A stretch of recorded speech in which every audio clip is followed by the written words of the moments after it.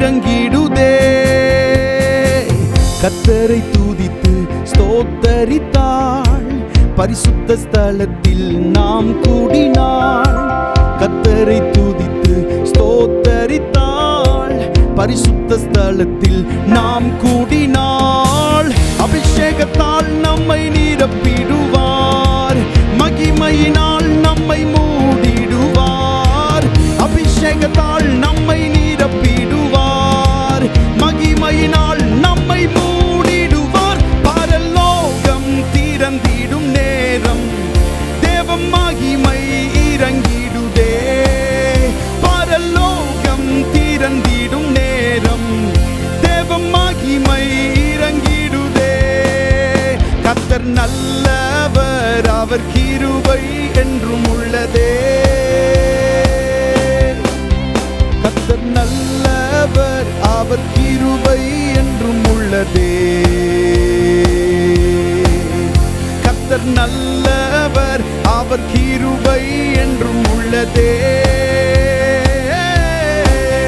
கர்த்தர் நல்லவர், அவர் கிருபை என்றும் உள்ளதே. அந்நிய பாஷைகள் தந்திடுவார், அக்கினி அபிஷேகம் ஊற்றிடுவார். அந்நிய பாஷைகள் தந்திடுவார், அக்கினி அபிஷேகம் ஊற்றிடுவார். வரங்களினால் நம்மை நிரப்பிடுவார், ஆயுதமாய் நம்மை மாற்றிடுவார். வரங்களினால் நம்மை நிரப்பிடுவார், ஆயுதமாய் நம்மை மாற்றிடுவார். பரலோகம் தேவ மகிமை இறங்கிடுதே. பரலோகம் திறந்திடும் நேரம் தேவ மகிமை இறங்கிடுதே. கர்த்தர் நல்லவர், அவர் கிருபை என்றும் உள்ளதே. கர்த்தர் நல்லவர், அவர் கிருபை என்றும் உள்ளதே. கர்த்தர் நல்லவர், அவர் கிருபை என்றும் உள்ளதே. கர்த்தர் நல்லவர், அவர் கிருபை என்றும் உள்ளது. பரலோகம் பரலோகம் திறந்திடும் நேரம் தேவ மகிமை இறங்கிடுதே. பரலோகம் திறந்திடும் நேரம் தேவ மகிமை இறங்கிடுதே. பரலோகம் திறந்திடும் நேரம் தேவ மகிமை இறங்கிடுதே. பரலோகம் திறந்திடும் நேரம் தேவ மகிமை இறங்கிடுதே. உசியா ராஜா மரணமடைந்த வருஷத்திலே ஆண்டவர் உயரமும் உன்னதமுமான சிங்காசனத்தில் வீற்றிருக்க கண்டேன். அவருடைய வஸ்திரத்தின் தொங்கலினால் தேவாலயம் நிரம்பி இருந்தது. ஹல்லேலூயா, ஹல்லேலூயா, ஹல்லேலூயா. ஷகரரதியந்தரே. சேனைகளின் கர்த்தர் பரிசுத்தர், பரிசுத்தர், பரிசுத்தர். சேனைகளின் கர்த்தர் பரிசுத்தர், பரிசுத்தர், பரிசுத்தர். சேனைகளின் கர்த்தர் பரிசுத்தர், பரிசுத்தர், பரிசுத்தர். கூப்பிடுகிறவருடைய சத்தத்தினால் வாசல்களின் நிலைகள் அதிர்ந்தது. தேவனுடைய ஆலயம் புகையினால் நிரம்பினது. ஹல்லேலூயா. இயேசுவே, நாங்கள் உம்மை ஆராதிக்கிறோம், உம்மை மகிமைப்படுத்துகிறோம். எங்கள் நடுவில் நீர் எழுந்தருளி இருக்கிறதற்காக நன்றி செலுத்துகிறோம். ஹல்லேலூயா. நன்றி இயேசுவே. அவருடைய நாமத்தினாலே நாம் கூடியிருக்கிற இடத்திலே அவர் இருக்கிறார். ஹல்லேலூயா. நன்றி இயேசுவே, நன்றி அப்பா. தொடர்ந்து உம்முடைய பிரசன்னத்தினால் எங்களை நிரப்பணுமே, உம்முடைய மகிமையினால் எங்களை மூடணுமே. ஆண்டவரே, ரகசியங்களை எல்லாம் வெளிப்படுத்தணுமே. மாம்சமும் இரத்தமும் ஆண்டவரை வெளிப்படுத்தாத மறை பொருள்கள் எல்லாம் இந்த நாளில் எங்கள் நடுவிலே வெளிப்படுகிறதற்காக உமக்கு நாங்கள் நன்றி செலுத்துகிறோம். பாடல்களை, ஆராதனைகளை ஆசீர்வதியும். இயேசுவின் நாமத்தினாலே கேட்கிறோம் நல்ல பிதாவே. ஆமென், ஆமென். ஹல்லேலூயா. கர்த்தருடைய நாமம் மகிமைப்படுவதாக. உள்ளத்தில் இருந்து ஆராதனை, உணர்வே உமக்கு ஆராதனை என்று சொல்லி பாடி கர்த்தருடைய நாமத்தை மகிமைப்படுத்துவோம். ஆமென், ஆமென்.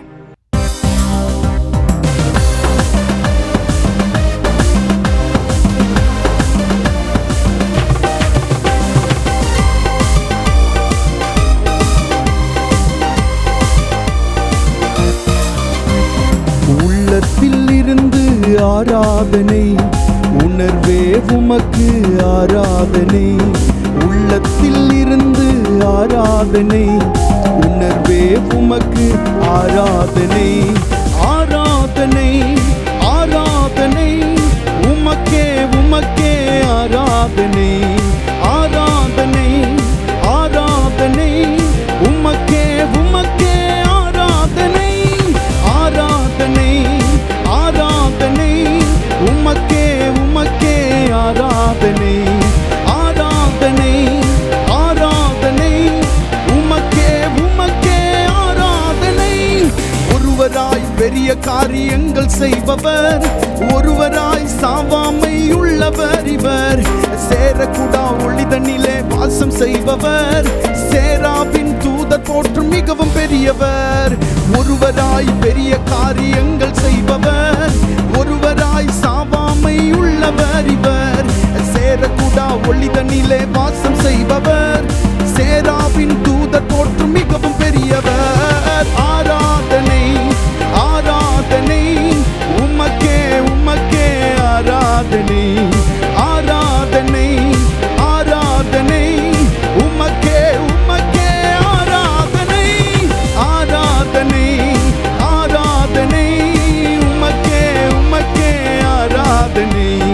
ஆராதனை, ஆராதனை உமக்கே, உமக்கே ஆராதனை.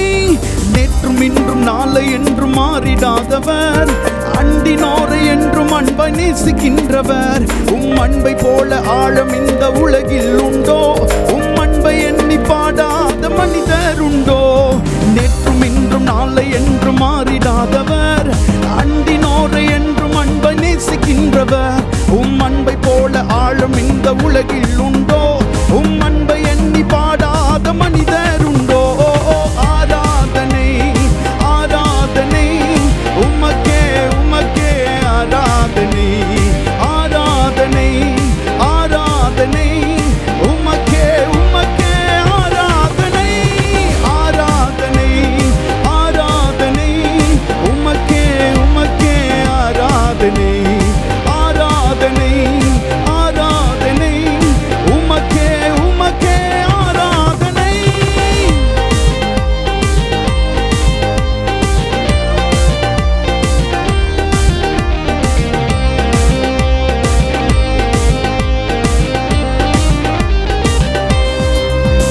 என் வாழ்க்கை முடிந்து போனது என்று சொல்கையில் புதியதோர் ஆரம்பம் எனக்கு தந்தவர். நான் நினையாத வழிகளில் கொண்டு வந்தவர். என் நினைவெல்லாம் உமதே என்று பாடுவேன். என் வாழ்க்கை முடிந்து போனது என்று சொல்கையில் புதியதோர் ஆரம்பம் எனக்கு தந்தவர். நான் நினையாத வழிகளில் கொண்டு வந்தவர். என் நினைவெல்லாம் உமதே என்று பாடுவேன். ஆராதனை, ஆராதனை உமக்கே, உமக்கே ஆராதனை. ஆராதனை, ஆராதனை உமக்கே, உமக்கே ஆராதனை. ஆராதனை, ஆராதனை உமக்கே, உமக்கே ஆராதனை.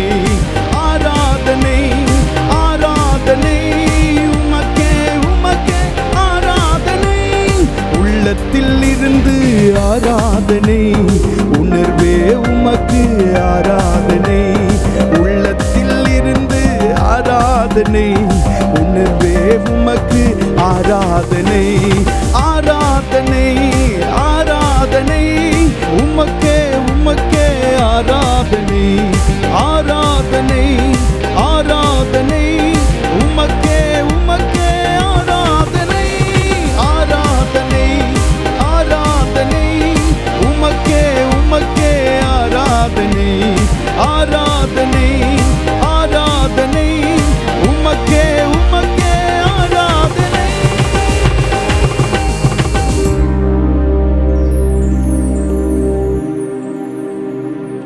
ஒருவராய் பெரிய காரியங்கள் செய்பவர், ஒருவராய் சாவாமை உள்ளவர் இவர். சேரக்கூடா ஒளிதனிலே வாசம் செய்பவர், சேராபின் தூதர் போற்றும் மிகவும் பெரியவர். ஒருவராய் பெரிய காரியங்கள் செய்பவர், ஒருவராய் சாவாமை உள்ளவர் இவர். சேரக்கூடா ஒளிதனிலே வாசம் செய்பவர், சேராபின் தூதர் போற்றும் மிகவும் பெரியவர். ஆராதனை ஆராதனை உமக்கே உமக்கே ஆராதனை ஆராதனை ஆராதனை உமக்கே உமக்கே ஆராதனை. நிறைய நேரங்களில் நம்முடைய வாழ்க்கை முடிந்து போனது என்று நாம் நினைக்கிற நேரங்களில் எல்லாம் ஆண்டவர் நமக்கு புதிய ஒரு ஆரம்பத்தை தருகிறார். ஆமென். இனிமேல் ஒரு துவக்கம் இல்லை, இனிமேல் ஒரு வாய்ப்பு இல்லை என்று நீங்கள் நினைக்கிற வேளையிலே ஆண்டவர் புதிய ஆரம்பத்தை கட்டளையிடுகிறார். ஹல்லேலூயா. ஒருவேளை நீங்க கேட்டுக்கிட்டு இருக்கிற இந்த நேரத்தில், ஆராதித்து கொண்டிருக்கிற இந்த நேரத்தில் முற்றுப்புள்ளி வைத்தது போல சில காரியங்களுக்கு காணப்படலாம். ஆனால் ஆண்டவர் அதிலே ஒரு புதிய துவக்கத்தை தர விரும்புகிறார். ஹல்லேலூயா. என் வாழ்க்கை முடிந்து போனது என்று சொல்கையில் புதியதோர் ஆரம்பம் எனக்கு தந்தவர், நான் நினையாத வழிகளில் கொண்டு வந்தவர், என் நினைவெல்லாம் உம்மதே என்று. சேர்ந்து பாடுறீங்களா? என் வாழ்க்கை முடிந்து போனது என்று சொல்கையில் புதியதோர் ஆரம்பம் எனக்கு தந்தவர், நான் நினையாத வழிகளில் கொண்டு வந்தவர், என் நினைவெல்லாம் உமதே என்று பாடுவேன். ஆராதனை ஆராதனை உமக்கே உமக்கே ஆராதனை ஆராதனை ஓ உமக்கே உமக்கே ஆராதனை.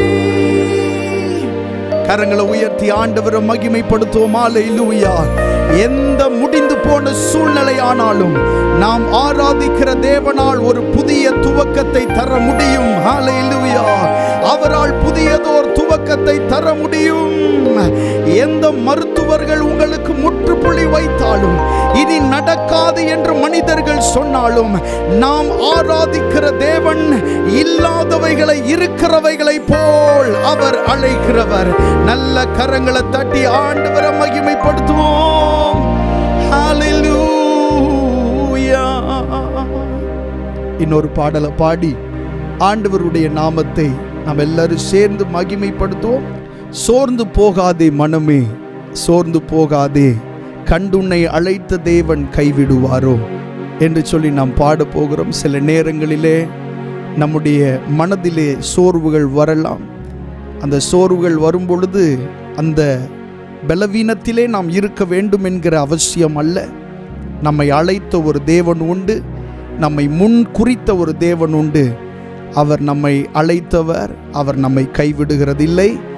நம்மை ஜெயமாய் நடத்த அவர் வல்லமையுள்ள தேவனாயிருக்கிறார். சேர்ந்து பாடி கர்த்தருடைய நாமத்தை மகிமைப்படுத்தும். சோர்ந்து போகாதே மனமே, சோர்ந்து போகாதே. ஆமென்.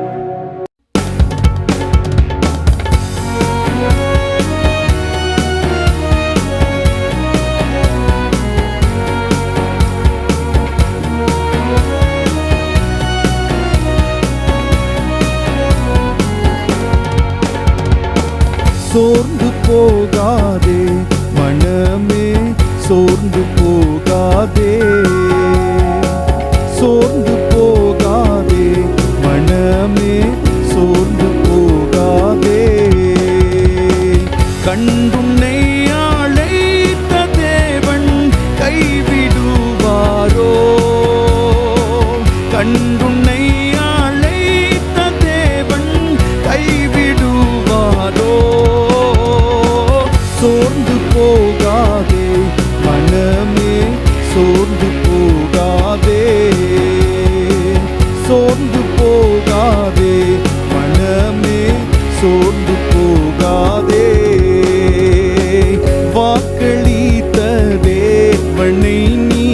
பாடிக்கொண்டாடு. வாக்களித்த தேவனை நீ பாடிக்கொண்டாடு. ஊக்கமான ஆவி உன்னை தாங்க மன்றாடு. ஊக்கமான ஆவி உன்னை தாங்க மன்றாடு. சோர்ந்து போகாதே மனமே, சோர்ந்து போகாதே. சோர்ந்து போகாதே மனமே, சோர்ந்து போகாதே. துன்பங்கள் தொல்லைகள் உன்னை சூழ்ந்து கொண்டாலும், துன்பங்கள் தொல்லைகள் உன்னை சூழ்ந்து கொண்டாலும், அன்பர் உன்னை தேற்றும் நேரம் ஆனந்தமல்லோ. அன்பர் உன்னை தேற்றும் நேரம் ஆனந்தமல்லோ. சோர்ந்து போகாதே மனமே, சோர்ந்து போகாதே. சோர்ந்து போகாதே மனமே, சோர்ந்து போகாதே. சோதனைகளை சகிப்போன் பாக்கியவானல்லோ. சோதனைகளை சகிப்போன் பாக்கியவானல்லோ. ஜீவ கிரீடம் சூடும் நேரம் என்ன பேரின்பம். ஜீவ கிரீடம் சூடும் நேரம் என்ன பேரின்பம். சோர்ந்து போகாதே மனமே, சோர்ந்து போகாதே. சோர்ந்து போகாதே மனமே, சோர்ந்து போகாதே. ஊக்கமான ஆவி உன்னை தாங்க மன்றாடு. ஊக்கமான ஆவி உன்னை தாங்க மன்றாடு. அன்பர் உன்னை தேற்றும் நேரம் என்ன பேரின்பம். அன்பர் உன்னை தேற்றும் நேரம் என்ன பேரின்பம். சோர்ந்து போகாதே மனமே, சோர்ந்து போகாதே. சோர்ந்து போகாதே மனமே, சோர்ந்து போகாதே. சோர்ந்து போகாதே மனமே, சோர்ந்து போகாதே. வாக்களித்த தேவனை நீ பாடிக்கொண்டாடு. வாக்களித்த தேவனை நீ பாடிக்கொண்டாடு. ஊக்கமான ஆவி உன்னை தாங்க மன்றாடு. ஊக்கமான ஆவி உன்னை தாங்க மன்றாடு. ஓ சோர்ந்து போகாதே மனமே, சோர்ந்து போகாதே. போராட சோர்ந்து போகாதே.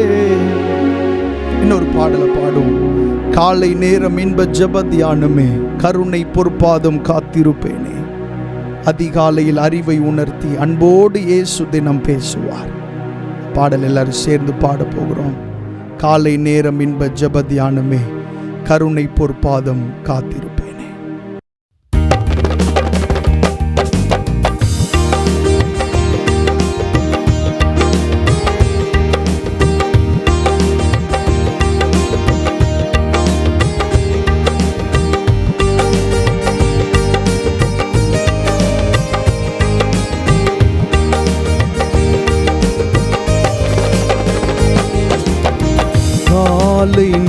நேரம் இன்ப ஜெப தியானமே, கருணை பொற்பாதம் காத்திருப்பேன்.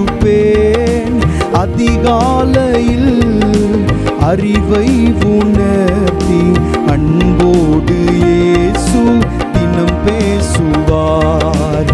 அதிகாலையில் அறிவை உணர்த்தி அன்போடு இயேசு தினம் பேசுவார். காலை நேரம் இன்ப ஜெப தியானமே, எஜமான் என் இயேசு முகம் தேடுவேன். என் கண் கர்த்தாவின் கரம் நோக்குமே, எஜமான் என் இயேசு முகம் தேடுவேன். என் கண் கர்த்தாவின் கரம் நோக்குமே. எனக்கு ஒத்தாசை அவரால் கிடைக்கும். என்னை அழைத்தார் அவர் சேவைக்கே. எனக்கு ஒத்தாசை அவரால் கிடைக்கும். என்னை அழைத்தார் அவர் சேவைக்கே. காலை நேரம் இன்ப ஜெப தியானமே, கருணை பொற்பாதம் காத்திருப்பேனே. அதிகாலையில் அறிவை உணர்த்தி அன்போடு இயேசு தினம் பேசுவார். அதிகாலையில் அறிவை உணர்த்தி அன்போடு இயேசு தினம் பேசுவார். பல தீமை நிந்தை மொழிகள் உன்மேல் பொய்யாய் சொன்னாலும் கலி கூறுவாய். பல தீமை நிந்தை மொழிகள் உன்மேல் பொய்யாய் சொன்னாலும் கலி கூறுவாய். இதுவே உன் பாக்கியம் என இயேசு சொன்னார். இந்த மெய் வாக்கு நிறைவேறுதே. இதுவே உன் பாக்கியம் என இயேசு சொன்னார். இந்த மெய் வாக்கு நிறைவேறுதே. காலை நேரம் இன்ப ஜெப தியானமே, கருணை பொற்பாதம் காத்திருப்பேனே. அதிகாலையில் அறிவை உணர்த்தி அன்போடு இயேசு தினம் பேசுவார். அதிகாலையில் அறிவை உணர்த்தி அன்போடு இயேசு தினம் பேசுவார். சிலுவை சுமந்தே அனுதினமே சோராமல் என் பின் வா என்றாரே. சிலுவை சுமந்தே அனுதினமே சோராமல் என் பின் வா என்றாரே. அவரோடு பாடு சகித்தாழுவேனே. ஆண்டாண்டு காலம் ஜெயமாகவே. அவரோடு பாடு சகித்தாழுவேனே. ஆண்டாண்டு காலம் ஜெயமாகவே. காலை நேரம் இன்ப ஜெப தியானமே, கருணை பொற்பாதம் காத்திருப்பேனே. அதிகாலையில் அறிவை உணர்த்தி அன்போடு இயேசு தினம் பேசுவார். அதிகாலையில் அறிவை உணர்த்தி அன்போடு இயேசு தினம் பேசுவார்.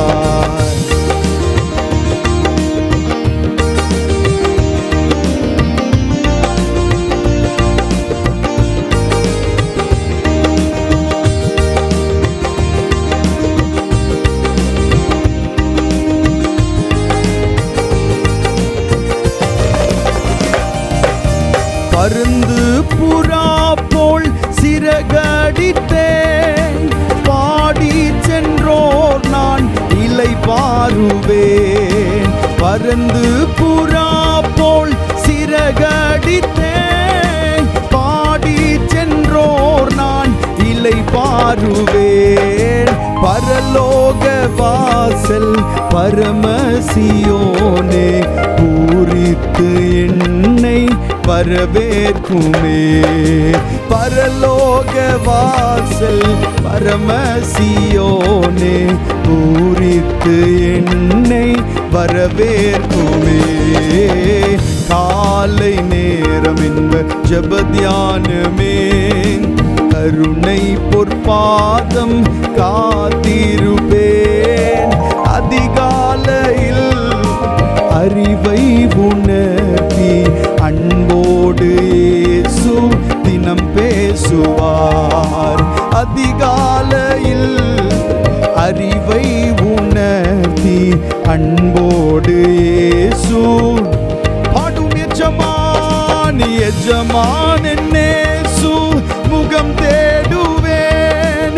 என் கண் கர்த்தாவின் கரம் நோக்குமே.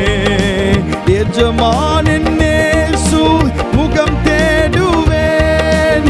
என் கண் கர்த்தாவின் கரம் நோக்குமே. எனக்கு ஒத்தாசை அவரால் கிடைக்கும்.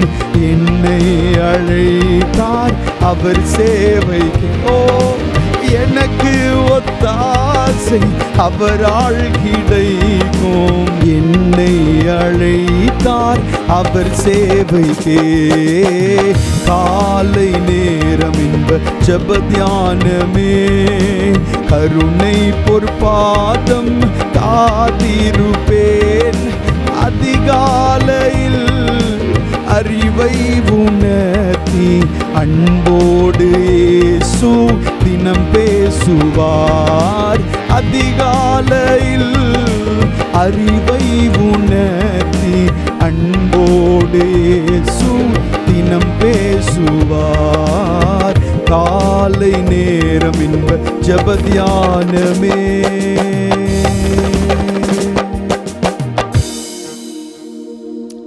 வேதம் சொல்லுகிறது எங்களுடைய ஐக்கியம் பிதாவோடும் அவருடைய குமாரனாகிய இயேசு கிறிஸ்துவோடும் இருக்கிறது. உங்களுடைய ஐக்கியம் பிதாவோடும் அவருடைய குமாரனாகிய இயேசு கிறிஸ்துவோடும் இருக்க வேண்டும். இந்த உலகத்திலே எல்லாவற்றை பார்க்கிலும் தேவனோடு நீங்கள் ஆழமான ஒரு ஐக்கியம் கொள்ள வேண்டும். ஆண்டவர் அதை எதிர்பார்க்கிறார். ஹல்லேலூயா. உங்களுடைய ஐக்கியம் ஆண்டவரோடு இருக்கிறதா? நீங்கள் தேவனோடு இணைந்து வாழ்கிறீர்களா? உங்களுடைய நெருக்கம் ஆண்டவரோடு இருக்கிறதா? ஒருவேளை பிளவுபட்டிருக்குமே ஆனால் இந்த ஆராதனை நேரத்தில் கண்களை மூடி ஆண்டவருடைய சமூகத்தில் கேளுங்கப்பா. உமக்கும் எனக்கும் இடையில் இருக்கிற எல்லா இடைவெளிகள் ஆண்டவரே மாறி போகட்டும், நீங்கி போகட்டும். அது எதுவாயிருந்தாலும் பரவாயில்லை. உயிர் உள்ளதானாலும் உயிர் இல்லாததானாலும் பரவாயில்லை.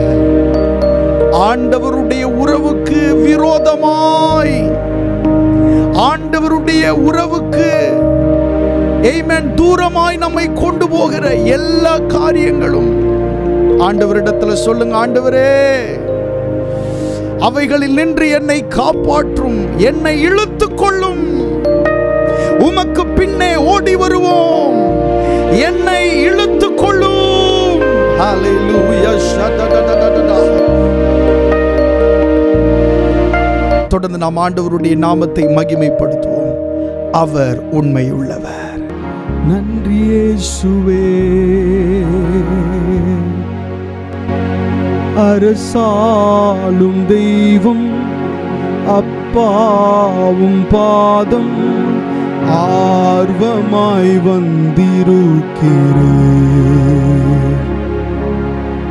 உன்னாமம் சொல்லி ஓய்வின்றி பாடி உள்ளம் மகிழ்ந்திருப்பேன். அரசாளும் தெய்வம் அப்பாவும் பாதம் ஆர்வமாய் வந்திருக்கிறேன். நாமும் சொல்லி பாடி உள்ளம் மகிழ்ந்திருப்பேன். அப்படியே சேர்ந்து பாடி ஆண்டவரை ஆராதிக்கலாமா? ஆமென்.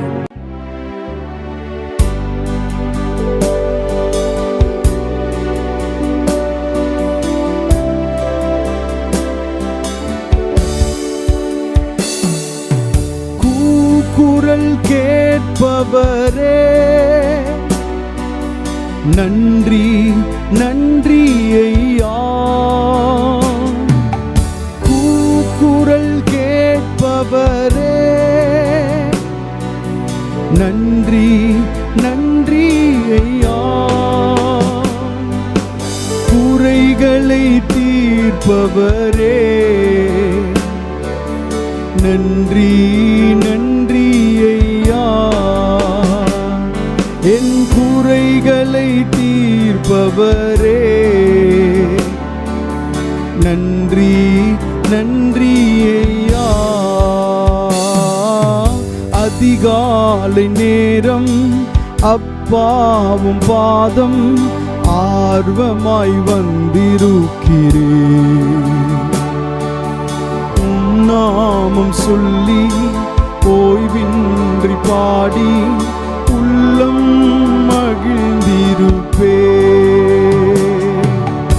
அரசாளும் தெய்வம் அப்பாவும் பாதம் ஆர்வமாய் வந்திருக்கிறேன். உன் நாமம் சொல்லி ஓய்வின்றி பாடி உள்ளம் மகிழ்ந்திருப்பேன். வெலனே கண்மலையே நன்றி நன்றி ஐயா. வெலனே கண்மலையே நன்றி நன்றி ஐயா. பெரியவரே உயிரே நன்றி நன்றி ஐயா. பெரியவரே உயிரே நன்றி நன்றி ஐயா. அரசாளும் தெய்வம் அப்பாவும் பாதம் ஆர்வமாய் வந்திருக்கிறேன். உன் நாமம் சொல்லி ஓய்வின்றி பாடி உள்ளம் மகிழ்ந்திருப்பே. அரசாளும் தெய்வம் அப்பாவும் பாதம் ஆர்வமாய் வந்திருக்கிறேன். நாமம் சொல்லி ஓய்வின்றி பாடி உள்ளம் மகிழ்ந்திருப்பே.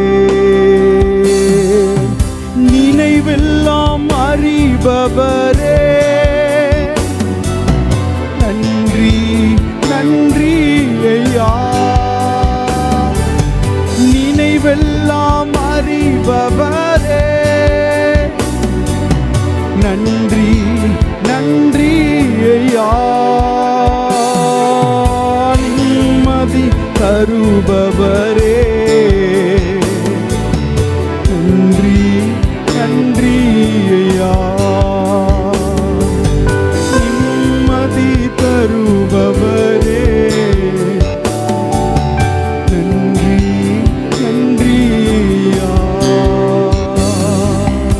அரசாளும் தெய்வம் அப்பாவும் பாதம் ஆர்வமாய் வந்திருக்கிறேன். உன் நாமம் சொல்லி ஓய்வின்றி பாடி உள்ளம் மகிழ்ந்திருப்பே.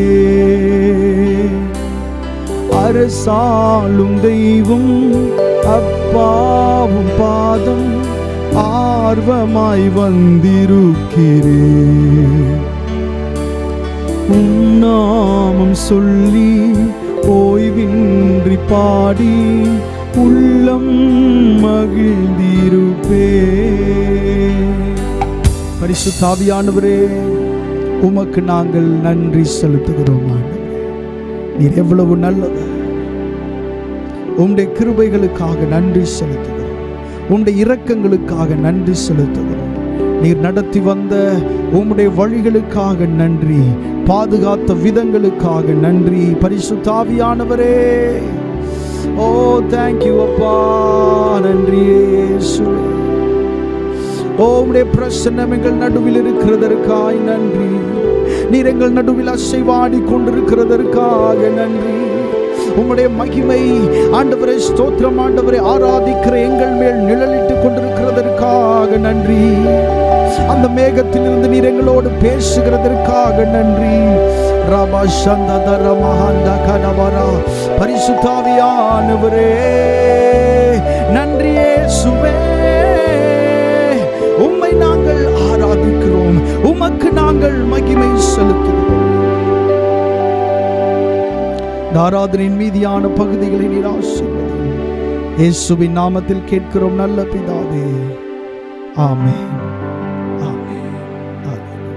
கர்த்தருடைய நாமம் மகிமைப்படுவதாக. வாசிக்கும்படியாய் தெரிந்து கொண்ட வேத பகுதி சங்கீதம் 25வது சங்கீதம். நாம் வாசிக்கலாம். கர்த்தாவே, உம்மிடத்தில் என் ஆத்துமாவை உயர்த்துகிறேன். என் தேவனே, உம்மை நம்பியிருக்கிறேன். நான் வெட்கப்பட்டு போகாதபடி செய்யும். என் சத்துருக்கள் என்னை மேற்கொண்டு மகிழ விடாதேயும். உம்மை நோக்கி காத்திருக்கிற ஒருவரும் வெட்கப்பட்டு போகாதபடி செய்யும். முகாந்திரம் இல்லாமல் துரோகம் பண்ணுகிறவர்களே வெட்கப்பட்டு போவார்களாக. கர்த்தாவே, உம்முடைய வழிகளை எனக்கு தெரிவியும். உம்முடைய பாதைகளை எனக்கு போதித்தருளும். உம்முடைய சத்தியத்திலே என்னை நடத்தி என்னை போதித்தருளும். நீரே என் இரட்சிப்பின் தேவன். உம்மை நோக்கி நாள் முழுதும் காத்திருக்கிறேன். கர்த்தாவே, உம்முடைய இரக்கங்களையும் உம்முடைய காருண்யங்களையும் நினைத்தருளும். அவைகள் அநாதி காலம் முதல் இருக்கிறதே. என் இளவயதின் பாவங்களையும் என் மீறுதல்களையும் நினையாதிரும். கர்த்தாவே, உம்முடைய தயவின் நிமித்தம் என்னை உமது கிருபையின்படியே நினைத்தருளும். கர்த்தர் நல்லவரும் உத்தமருமாயிருக்கிறார். ஆகையால் பாவிகளுக்கு வழியை தெரிவிக்கிறார். சாந்த குணமுள்ளவர்களை நியாயத்திலே நடத்தி சாந்த குணமுள்ளவர்களுக்கு தமது வழியை போதிக்கிறார். கர்த்தருடைய உடன்படிக்கையையும் அவருடைய சாட்சிகளையும் கைக்கொள்ளுகிறவர்களுக்கு அவருடைய பாதைகளெல்லாம் கிருபையும் சத்தியமுமானவைகள். கர்த்தாவே, என் அக்கிரமம் பெரிது. உம்முடைய நாமத்தின் நிமித்தம் அதை மன்னித்தருளும். கர்த்தருக்கு பயப்படுகிற மனுஷன் எவனோ அவனுக்கு தாம் தெரிந்து கொள்ளும் வழியை போதிப்பார். அவன் ஆத்துமா நன்மையில் தங்கும். அவன் சந்ததி பூமியை சுதந்தரித்துக் கொள்ளும். கர்த்தருடைய இரகசியம் அவருக்கு பயந்தவர்களிடத்தில் இருக்கிறது. அவர்களுக்கு தம்முடைய உடன்படிக்கையை தெரியப்படுத்துவார். என் கண்கள் எப்போதும் கர்த்தரை நோக்கி கொண்டிருக்கிறது. அவரே என் கால்களை வலைக்கு நீங்களாக்கி விடுவார். என் மேல் நோக்கமாகி எனக்கு இரங்கும். நான் தனித்தவனும் சிறுமைப்படுகிறவனுமாயிருக்கிறேன். என் இருதயத்தின் வியாகுலங்கள் பெருகி இருக்கிறது. என் இடுக்கண்களுக்கு என்னை நீங்களாக்கிவிடும். என் துன்பத்தையும் என் வருத்தத்தையும் பார்த்து என் பாவங்களையெல்லாம் மன்னித்தருளும். என் சத்துருக்களை பாரும். அவர்கள் பெருகியிருந்து உக்கிர பகையாய் என்னை பகைக்கிறார்கள். என் ஆத்துமாவை காப்பாற்றி என்னை விடுவியும். நான் வெட்கப்பட்டு போகாதபடி செய்யும். உம்மை நம்பியிருக்கிறேன். உத்தமமும் நேர்மையும் என்னை காக்க கடவது. நான் உமக்கு காத்திருக்கிறேன். தேவனே, இஸ்ரவேலை அவனுடைய எல்லா இக்கட்டுகளுக்கும் நீங்களாக்கி மீட்டுவிடும். ஆமேன். கர்த்தருடைய நாமம் மகிமைப்படுவதாக. நாம் தொடர்ந்து தேவனுடைய வார்த்தையை தியானிக்க போகிறோம். இந்த நாளிலே கர்த்தருக்கு வழியை ஆயத்தப்படுத்துங்கள் என்கிற தலைப்பில் நின்று நாம் தேவனுடைய வார்த்தையை தியானிக்க போகிறோம். கர்த்தருக்கு வழியை ஆயத்தப்படுத்துங்கள். வாசிக்கலாம். ஏசாயா தீர்க்கதரிசன புஸ்தகம் 40வது அதிகாரம் 3வது வசனத்திலிருந்து 5வது வசனம் வரைக்கும். ஏசாயா தீர்க்கதரிசன புஸ்தகம் 40வது அதிகாரம் 3வது வசனத்திலிருந்து 5வது வசனம் வரைக்கும். கர்த்தருக்கு வழியை ஆயத்தப்படுத்துங்கள். அவாந்தர வெளியிலே நம்முடைய தேவனுக்கு பாதையை செவ்வை பண்ணுங்கள் என்றும், பள்ளமெல்லாம் உயர்த்தப்பட்டு சகல மலையும் குன்றும் தாழ்த்தப்பட்டு கோணலானது செவ்வையாகி கரடு முரடானவை சமமாக்கப்படும் என்றும் கர்த்தரின் மகிமை வெளியரங்கமாகும், மாம்சமான யாவும் அதை ஏகமாய் காணும், கர்த்தருடைய வாக்கு அதை உரைத்தது என்றும் வனாந்திரத்திலே கூப்பிடுகிற சத்தம் உண்டாயிற்று. கண்களை மூடி ஆண்டவருடைய முகத்தை நோக்கி பார்ப்போம். ஆண்டவரே, இந்த அருமையான நாளிலே நீர் எங்களோடு பேசப்போகிற இந்த நல்வார்த்தைகளுக்காக உமக்கு நாங்கள் நன்றி செலுத்துகிறோம். ஆண்டவரே, நாங்கள் கற்றுக்கொள்ளப் போகிறவைகளை ஆண்டவரே நீர் எங்களுக்கு வெளிப்படுத்த வேண்டுமாய் நாங்கள் ஜெபம் பண்ணுகிறோம். எங்களோடு நீர் பேசும் இந்த நாளிலே ஆண்டவரே, நீர் எங்களோடு பேசுகிறதை நாங்கள் உணர்ந்து உமக்கு அந்த மகிமையை செலுத்தத்தக்க ரீதியிலே எங்கள் நடுவிலே நீர் அசைவாட வேண்டுமாய் நாங்கள் ஜெபம் பண்ணுகிறோம். இயேசுவின் நாமத்தில் கேட்கிறோம் நல்ல பிதாவே, ஆமேன். ஆல்ரைட், கர்த்தருடைய நாமம் மகிமைப்படுவதாக. இன்றைக்கு நாம் வாசித்த இந்த 3 வசனங்கள் நாம் அநேக முறைகள் வாசித்திருப்போம். இந்த வசனம் யாரை குறித்து சொல்லப்பட்டிருக்கிறது என்று சொன்னால், யோவான் ஸ்நானன் என்கிறதான ஒரு மனிதனை, புதிய ஏற்பாட்டிலே சகரியா எலிசபெத் என்னும் வயதான தம்பதிக்கு பிறந்த யோவானுக்காக எழுதப்பட்ட வார்த்தைகள். இந்த யோவான் ஸ்நானன் இந்த வார்த்தையின்படியே கர்த்தருக்கு, அதாவது வரப்போகிற மேசியாவுக்கு வழியை ஆயத்தம் பண்ணும்படி பிறந்த ஒரு மனுஷனாயிருந்தான். இந்த மனுஷனை குறித்தே எழுதப்பட்ட வார்த்தைகள் தான் இவைகள். கர்த்தருக்கு வழியை ஆயத்தப்படுத்துங்கள் என்று சொல்லி பாருங்க. உலக இரட்சகர் இயேசு கிறிஸ்து, இவர் சர்வத்தையும் உண்டாக்கினவர். பார்க்கிற எல்லாம், நாம் பார்க்காத எல்லாம், எல்லாவற்றையும் உருவாக்கினவர் நம்முடைய ஆண்டவர். அவர் தம்முடைய சொந்த குமாரனை இந்த பூமியிலே அனுப்பும்போது, இந்த பூமிக்குள்ளாக அவர் வருவதற்கென்று ஒரு மனுஷன் முன் எழும்பி அவருக்கு வழியை ஆயத்தம் பண்ண வேண்டிய ஒரு அவசியம் இருந்தது. இயேசு கிறிஸ்து இந்த பூமிக்குள்ளாக வருவதற்கு ஒரு ஸ்திரீ மட்டும் தன்னை கொடுத்தால் போதாது. ஒரு மனுஷன் எழும்பி இப்படி வழியை ஆயத்தம் பண்ண வேண்டும். கர்த்தருக்கென்று சொல்லி அவர் வருகிறார் என்று சொல்லி வழியை ஆயத்தம் பண்ண வேண்டும். தேசத்திலே முக்கியமானவர்கள், நல்ல பதவியில் இருக்கிறவர்கள், அவர்கள் மனிதர்கள் இருக்கிற இடத்திலே அவர்கள் வரும்போது அங்கே அவர்களுக்காக வழிகள் ஆயத்தம் பண்ணப்படுகிறதை பார்க்கிறோம். பாதைகள் சரியாக்கப்படுகிறதை பார்க்கிறோம். அதுபோல இயேசு கிறிஸ்து இந்த பூமிக்குள்ளே வருவதற்கும் அவருடைய ஊழியத்தை செய்து நிறைவேற்றுவதற்கும் இந்த ஒரு மனுஷன் எழும்பி அவருக்கென்று வழியை ஆயத்தம் பண்ணுகிற ஒரு மனுஷனாய் இருந்தான். அவனை குறித்து சொல்லப்பட்ட வசனங்கள் தான் இப்பொழுது நாம் வாசிக்க கேட்ட இந்த 3 வசனங்களும். ஆனால் இந்த வசனத்தில் இருந்து வேறு சில காரியங்களையும் நாம் தியானிக்க போகிறோம். நாம் நன்றாக அறிந்திருக்கிறோம், வேத வசனம் என்பது இது மாத்திரம்தான் இதற்கு அர்த்தம் என்று நாம் சொல்லிவிட முடியாது. ஆமென். வேத புஸ்தகம் என்பது அது ஒரு ஆழமான ஒரு முத்துக்கள் நிறைந்த ஒரு கடல் போல.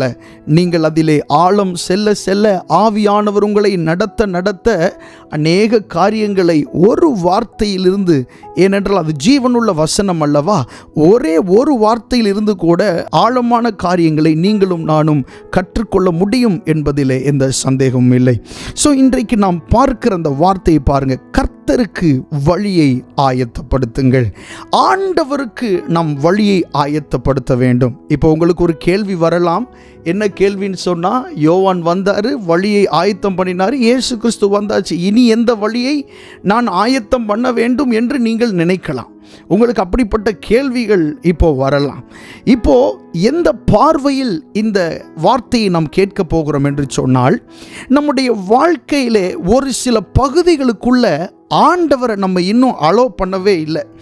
அந்த இடத்திற்குள்ள ஆண்டவர் இன்னும் வரவே இல்லை. அதற்குள்ளே இருக்கிறதெல்லாம் நம்முடைய யோசனைகளும் நம்முடைய திட்டங்களும் தான் அந்த குறிப்பிட்ட காரியத்திற்குள்ளே இருக்கிறது. அந்த காரியத்திலே உங்களுடைய தலையீடும் உங்களுடைய திட்டங்களும் அதிகமாக இருக்கிறபடியினாலே, அல்லது கர்த்தரை நீங்கள் அதற்குள்ளே வரவழைக்காதபடியினாலே இன்னும் அந்த காரியத்திலே எந்த மாற்றமும் ஏற்படாமல் இருக்கிறது என்பதை நாம் புரிந்து கொள்ள வேண்டும். ஸோ இந்த நாளிலே ஆண்டவர் நம்மோடு பேசுகிற காரியம் என்னவென்று சொன்னால், அந்த குறிப்பிட்ட காரியத்திலே, அந்த குறிப்பிட்ட அந்த சூழ்நிலைக்குள்ளே நீங்கள் இயேசு கிறிஸ்துவை வரவழையுங்கள். இயேசு கிறிஸ்து உள்ளே வருகிறதற்கு ஒரு வழியை ஆயத்தப்படுத்துங்கள். அப்படி நீங்கள் ஆயத்தப்படுத்தும் போது நிச்சயமாக அவர் கடந்து வருகிறதற்கு அவர் உண்மையுள்ள தேவனாய் இருக்கிறார். ஆமென். இந்த பூமியிலே யோவான் ஸ்நானன் எப்படி இயேசு கிறிஸ்துவுக்கென்று வழி ஆயத்தம் பண்ணினானோ, இயேசு கிறிஸ்துவுக்கென்று எப்படி ஒரு இடத்தை அவன் ஆயத்தப்படுத்தினானோ, அதே போல உங்களுடைய சூழ்நிலைகளுக்கு நடுவே, உங்களுடைய பிரச்சனைகளுக்கு நடுவே, உங்களுடைய போராட்டங்களுக்கு நடுவே இயேசு கிறிஸ்து உள்ளே வருவதற்கு ஒரு வழியை நீங்கள் என்ன செய்ய வேண்டும்?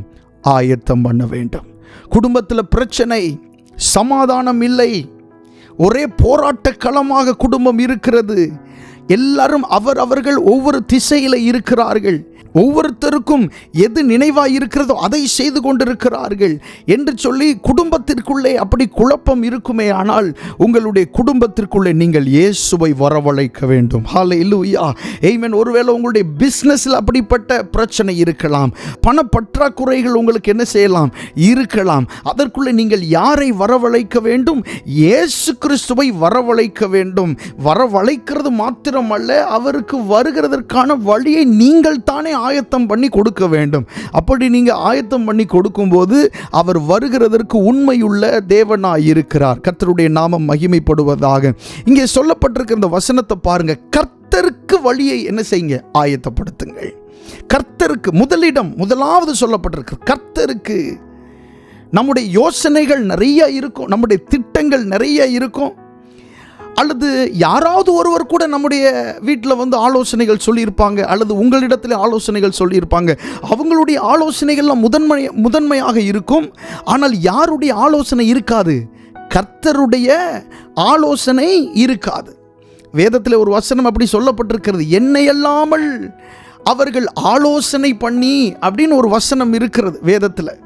வாசிக்கலாம் அந்த வசனத்தை. ஏசாயா தீர்க்கதரிசன புஸ்தகம் 30ஆம் அதிகாரம் 1வது வசனம் பாருங்க.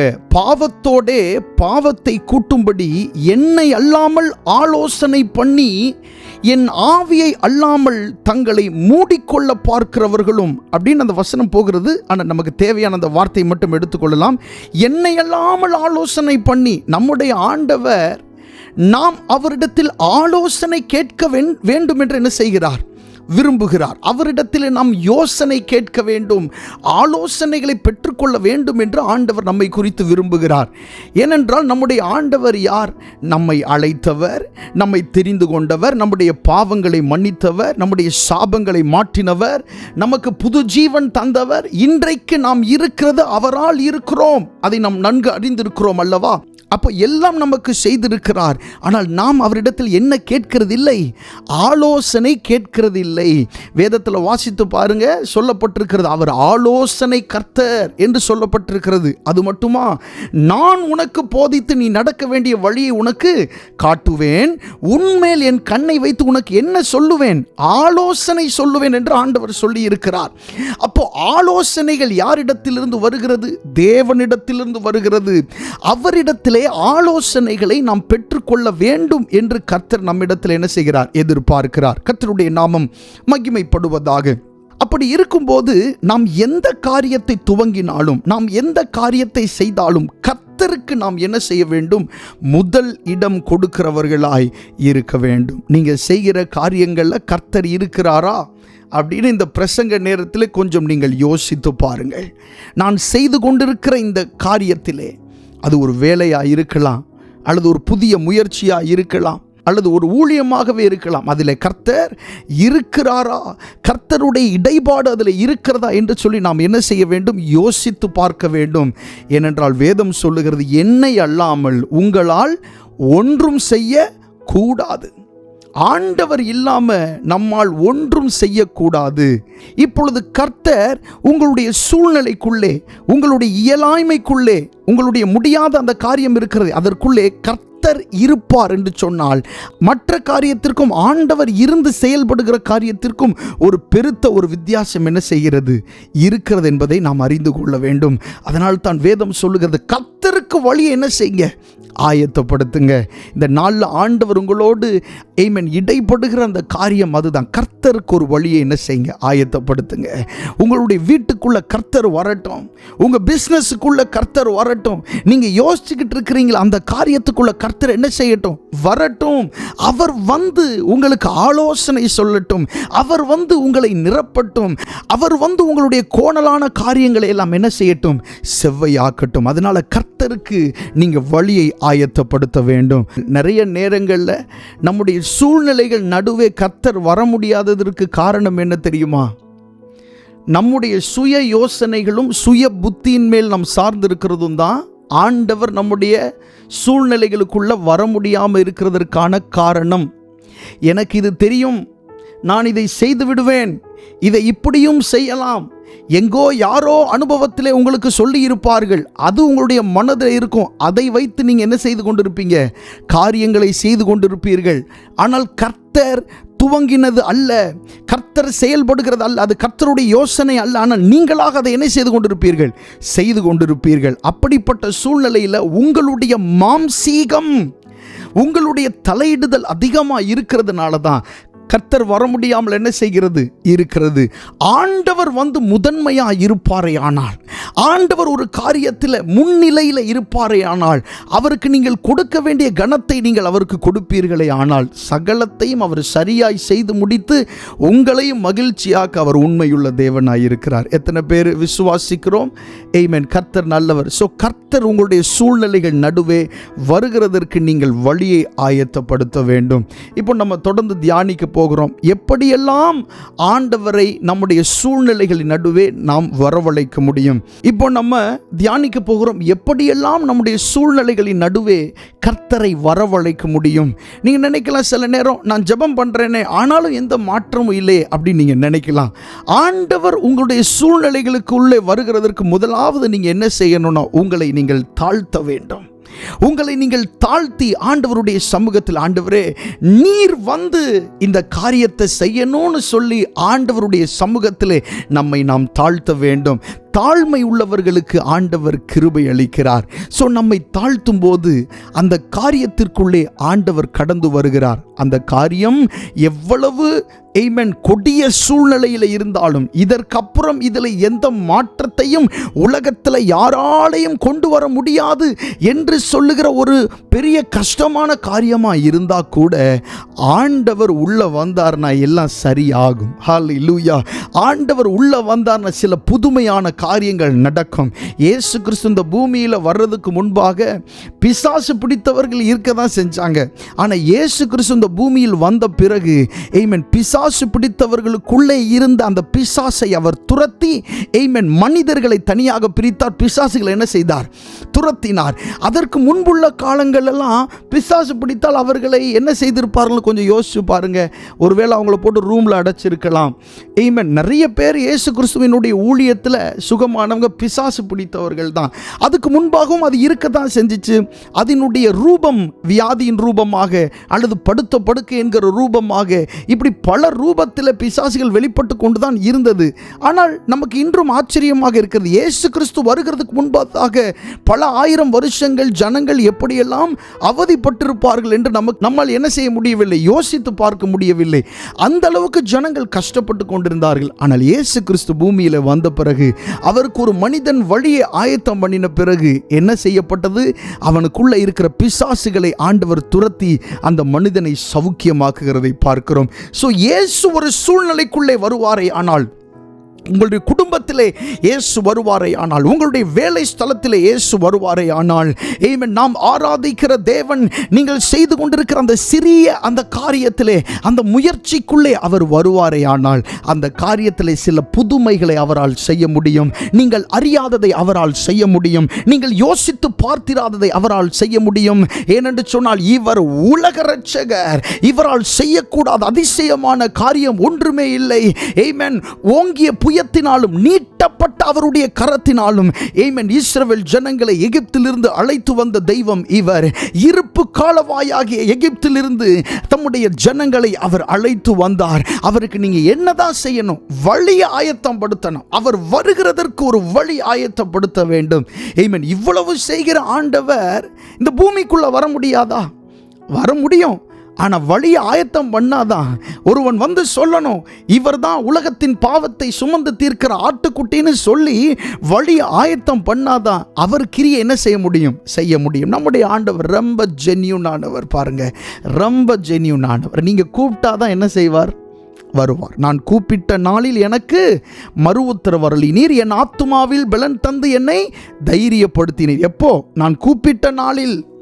கூப்பிட்ட நாள் வரை, கூப்பிடுகிற நாள் வரைக்கும் அவர் வெயிட் பண்றாரு. இந்த ஆத்துமா கூப்பிடுதா? இந்த ஆத்துமா நம்மை விரும்புகிறதா? நம்முடைய பிரசன்ஸை நாங்கள் இருக்கணும் அப்படின்றத அந்த ஆத்துமா விரும்புதா அப்படின்னு சொல்லி ஆண்டவர் என்ன செய்வார்? காத்திருப்பார்.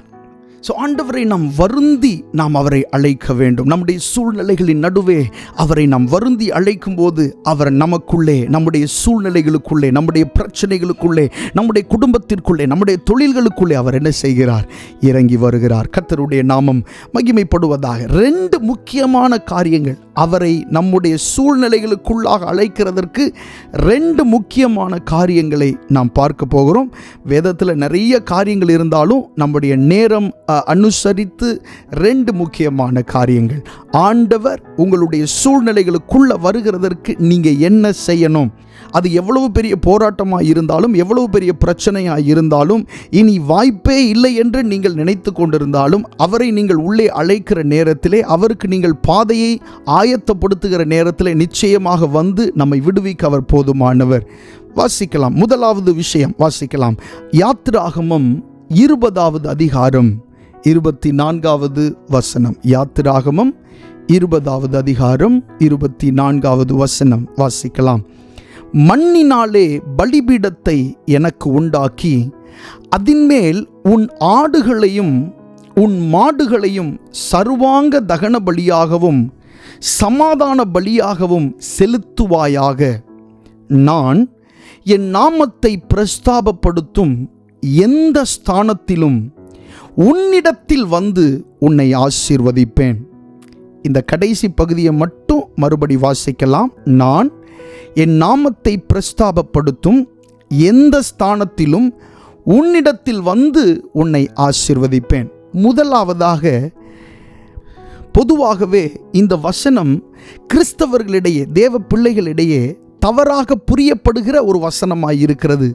இந்த வசனத்தை சொல்லும்போது நிறைய நேரம் எப்படி சொல்லுவாங்க அப்படின்னு சொன்னால், என் நாமத்தை பிரஸ்தாபப்படுத்தும் எந்த ஸ்தானத்திலும் உன்னிடத்தில் வந்து உன்னை ஆசீர்வதிப்பேன் அப்படின்னு இந்த வசனத்தினுடைய பாதியை மட்டும் மனதில் வைத்து சொல்லுவார்கள். ஆனால் இந்த வசனம் எப்படி தொடங்குகிறது பாருங்க. நான் என் நாமத்தை பிரஸ்தாபப்படுத்தும். அப்போ எப்படி நம்ம இந்த வசனத்தை புரிந்து கொள்கிறது? அதாவது ஆண்டவரே வந்து அவருடைய நாமத்தை நம் நடுவில் பிரஸ்தாபப்படுத்துகிற எந்த ஸ்தானமாக இருந்தாலும் அப்படின்னு பொருள்படுகிறது. இப்போ அவராக வரணும், அவராக அவருடைய நாமத்தை பிரஸ்தாபப்படுத்தணும்னா நம்ம என்ன செய்யணும்? அதுக்கு முன்னாக சொல்லப்பட்டிருக்கிறது, மண்ணினாலே பலிபீடத்தை உண்டாக்கணும், ஆடுகளை மாடுகளை சர்வாங்க தகன பலியாக சமாதான பலியாக செலுத்தணும் அப்படின்னு சொல்லப்பட்டிருக்குல்ல.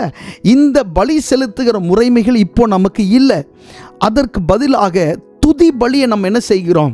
செலுத்துகிறோம். உதடுகளின் கனியாகிய ஸ்தோத்திர பலியை நம்ம ஆண்டவருக்கு செலுத்தும் போது அந்த ஸ்தானம் எப்படிப்பட்டதாக இருந்தாலும், அந்த இடம் எப்படிப்பட்டதாக இருந்தாலும், அந்த இடத்திலே நமக்காக, அப்படிதான் சொல்லப்பட்டிருக்குது, உன்னிடத்தில் வந்து அப்படின்னு சொல்லப்பட்டிருக்குது. நமக்காக ஆண்டவர் வந்து நம்மை ஆசீர்வதிக்க அவர் உண்மையுள்ள தேவனாய் இருக்கிறார். ஹல்லேலூயா, ஆமென். அப்போ ஸ்தோத்திர பலியை செலுத்தும் போது அவருடைய நாமம் பிரஸ்தாபப்படுகிற ஒரு இடமாக மாறுகிறது.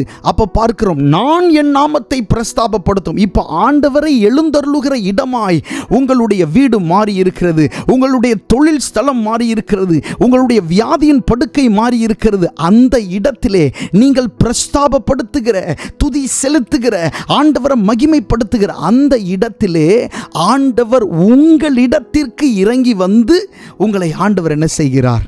ஆசீர்வதிக்கிறார். நல்லா புரிஞ்சுக்கோங்க, வேதம் சொல்லுகிறது எந்த ஸ்தானத்திலும், திரும்ப சொல்லுங்க, எந்த ஸ்தானத்திலும், அது எந்த இடமாக இருந்தாலும், மரண படுக்கையாக இருந்தாலும், மரண போராட்டமாக இருந்தாலும், அல்லது ஒரு சின்ன பிரச்சனை தான் அப்படின்னு இருந்தால் கூட, சின்னதானாலும் பெரியதாக இருந்தாலும் எப்படிப்பட்டதாக இருந்தாலும், நீங்கள் அழைத்தால் ஆண்டவர் வருவார்.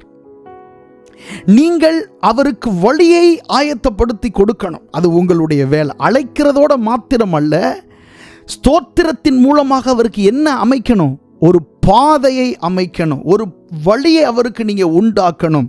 இப்படி நீங்கள் துதி செலுத்தும் போது, ஆண்டவரை மகிமைப்படுத்தும் போது, உங்களுடைய குடும்பத்தின் நடுவே அல்லது உங்களுடைய வாழ்க்கை நடுவே ஆண்டவர் வருகிறதற்கு ஒரு வழி என்ன செய்யப்படுகிறது? ஆயத்தம் பண்ணப்படுகிறது என்பதை நீங்கள் மனதில் வைத்து கொள்ள வேண்டும். கர்த்தருடைய நாமம் மகிமைப்படுவதாக. நான் என் நாமத்தை பிரஸ்தாபப்படுத்தும் எந்த ஸ்தானத்திலும், ஆண்டவரே வந்து அவருடைய நாமத்தை உயர்த்துகிற எந்த இடத்திலும் அவர் வந்து உங்களை என்ன செய்கிறார்? ஆசீர்வதிக்கிறார். இது பாதை, மெத்தடு. ஆண்டவரை உங்களுடைய சூழ்நிலைகளுக்குள்ள வரவழைக்கிறதற்கான முதல் வேலை இதை தான் நீங்கள் செய்யணும். புதிய ஒரு இடத்துக்கு நீங்கள் போயிருக்கலாம், புதிய ஒரு காரியத்தை துவங்க போகலாம். முதலாவது போய் அந்த இடத்துல நீங்கள் உங்களை தாழ்த்தி ஆண்டவரை மகிமைப்படுத்த துவங்கணும். அது எப்படிப்பட்ட சிறைச்சாலையாக இருந்தாலும் ஆண்டவர் உங்களுக்காக என்ன செய்வார்? நிச்சயமாக வருவார். ஏன்னா இப்போ நீங்கள் என்ன பண்ணுறீங்க? அவருடைய துதியை சொல்ல ஆரம்பித்த உடனே அவர் அந்த இடத்துல கடந்து வருகிறார். ஆமென். அன்றைக்கு பவுலும் சீலாவும் இதை தான் பண்ணாங்க. ராத்திரியில் அவர்கள் பாடி துதி செய்தார்கள். ஆண்டவரை சத்தமாக பாடி அவர்கள் மகிமைப்படுத்தினார்கள். பக்கத்துலலாம் பார்ப்பாங்கன்னு அவர் கவலைப்படலை. பவுலும் கவலைப்படலை, சீலாவும் கவலைப்படலை. 2 பேரும் ஆண்டவரை பாடி துதித்துட்டு இருக்கிற நேரத்தில் ஆண்டவர் உள்ளே என்ன செஞ்சிட்டாரு? இறங்கி வந்துட்டார். எப்படி இறங்கி வந்தார்? அஸ்திபாரத்தை போய் தொட்டிருக்கார். ஹல்லேலூயா, ஆமென். சிறைச்சாலையினுடைய அஸ்திபாரத்தை ஆண்டவர் என்ன செய்திருக்கிறார்? தொட்டிருக்கிறார். அதுக்கு முன்னாடி அவர் சிறைச்சாலைக்குள்ளே போகவே இல்லை. ஆண்டவர் எங்கேயும் அப்படி சிறைச்சாலைக்குள்ளே போனார்னு நம்ம வாசிக்கிறோமா? இல்லை. ஆனால் சிறைச்சாலைகளுக்குள்ளே போன இந்த 2 தேவ பிள்ளைகள், அவங்க வாயிலிருந்து வந்த பாடல்கள், அவங்க வாயிலிருந்து வந்த ஸ்தோத்திர பலிகள், அவங்க வாயிலிருந்து வந்த துதிகள் ஆண்டவர் உள்ளே என்ன செஞ்சிருச்சு? கொண்டு வந்துருச்சு. அதனால தான் சொல்றார், எந்த ஸ்தானத்திலும், ஹல்லேலூயா, அது எந்த இடமாக இருந்தாலும் கர்த்தர் உங்களுக்காக இறங்கி வருவார். ஆமென். உங்கள் மனசில் இப்போ நிறைய காரியங்கள் ஓடிக்கிட்டு இருக்கு. இந்த காரியங்களெல்லாம் நான் ஆண்டவர் அழைக்காம தான் செஞ்சுக்கிட்டு இருந்தேனா? ஆண்டவர் இல்லாமல் தான் இந்த முயற்சியை நான் செஞ்சுக்கிட்டு இருந்தேனா? இனிமேல் நீங்கள் ஆண்டவர் வருந்தி அழைத்து அவருக்கு ஒரு பாதையையும் ஆயத்தப்படுத்தி நீங்கள் இப்படி ஆண்டவரை வரவழைத்தீங்கன்னு சொன்னால் நிச்சயமாக அந்த இடத்திலே ஆண்டவர் கடந்து வருவார். அவருக்கு எந்த இடம்லாம் பிரச்சனையே இல்லை. நீங்கள் அவரை கூப்பிட்டீங்கன்னா உங்களுக்காக ஆண்டவர் என்ன செய்வார்? இறங்கி வருவார். சிங்கக்கபியில் இருந்த மனுஷனுக்காக ஆண்டவர் இறங்கி கிரியை செய்து தூதர்கள் அனுப்பி சிங்கங்களின் வாய்களை கட்டினது உண்மை என்றால், தானியேலின் தேவனை நீங்கள் ஆராதிப்பது உண்மை என்றால், ஆமென், உங்களுக்காகவும் உங்களுடைய சிறையிருப்பின் நடுவிலே, உங்களுடைய வியாதியின் நடுவிலே, உங்களுடைய போராட்டத்தின் நடுவிலே கர்த்தர் கடந்து வருவார் என்பது உண்மையிலும் உண்மையாயிருக்கிறது, சத்தியத்திலும் சத்தியமாயிருக்கிறது. கர்த்தருடைய நாமம் மகிமைப்படுவதாக. சாத்ராக், மேஷாக், ஆபேத்நேகோ என்பவர்களுக்காக ஆண்டவர் அக்கினி சூளையிலே இறங்கி வந்தார். இப்படி வேதத்திலே பல்வேறு இடங்களிலே ஆண்டவர் இறங்கி வந்திருக்கிறார். அப்புறம் கர்த்தரை நீங்கள் உங்களுடைய சூழ்நிலைகளுக்கு நடுவே அழைக்கிறதற்கான 2வது வசனம் என்னவென்று சொன்னால், ஆமென், லூக்கா எழுதின சுவிசேஷம் 24:29 சொல்லப்பட்டிருக்கிறது. அவர்கள் அவரை நோக்கி, நீர் எங்களுடனே தங்கியிரும், சாயங்காலமாயிற்று, பொழுதும் போயிற்று என்று அவரை வருந்தி கேட்டுக்கொண்டார்கள்.